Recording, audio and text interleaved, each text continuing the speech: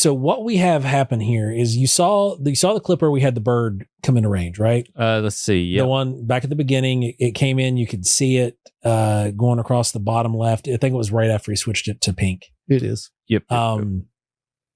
And stop right here for a second though. I want you to explain what we're seeing. Okay, here. so right here in this frame, what you're seeing is a extremely hot object in the middle, right?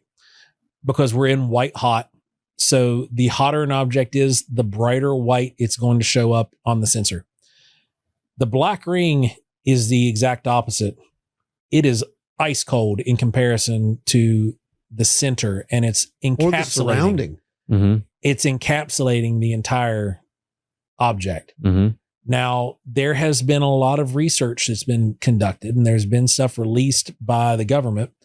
And with some of these researchers, they seem to think that this field is some sort of gravitational manipulation, right? Now, we don't know what it is, but I'm just saying what some of these other folks are insinuating. But it would explain how some of these objects can be transmedium. Transmedium meaning that it can go from air into the water without causing an effect because it's manipulating and affecting its own gravity. It would also explain how it can come in to frame, moving mock Jesus and back across itself again without turning whatever is inside into, red liquid. Gotcha. Because whatever is inside would be contained in its own gravity. There's the bird. Yeah, there's a bird right there. Right here. You can see the movement. Yeah, you can see the flapping. I think that's actually a bird. Yeah, it's a bird. Yeah. Yeah, it's flapping. I forgot it was also like 38 degrees. It's also important to know that this is only showing up on thermal. Yeah, it is invisible to the naked eye.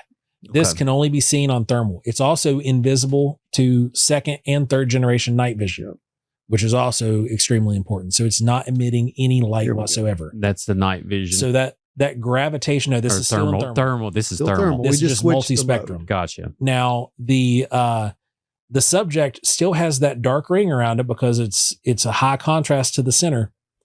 But what that could also be doing is bending and warping light around it, which is why it's invisible to the naked eye and invisible to the infrared cameras. Mm-hmm. So this is just a heat signature. That's all that's being seen is heat. We're going to assume that's an insect. Yeah, I think that's an insect coming up front.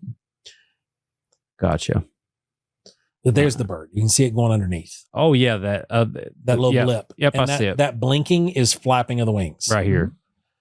And it was pretty far off in the distance. Gotcha. This was relatively overhead. So then you have the second target come in, and I initially thought it might have been another bird until they collided. Now, subject A had been sitting there for, we filmed for 8.5 minutes.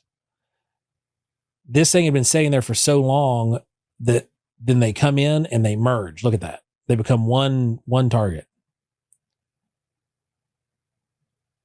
We don't know what to make of this. We've seen other footage of Little this. kissy. You're right. Well, that's interesting because, that's one of the theories with the whole plasmoid discussion. Yeah. And that these things may be some form of life that we don't understand. Right. Like an actual living creature of some sort. And there's a lot of, there's a lot of research, a lot of data out there that kind of points toward that, but I don't know what that is. And this is research being conducted by biologists and physicists at Harvard and Stanford. And this is what they're hypothesizing. But we have this where you see these two objects merge into one. And then when they split, this footage continues a little bit. They split and one of them rockets off almost like it was shot off with a rubber band.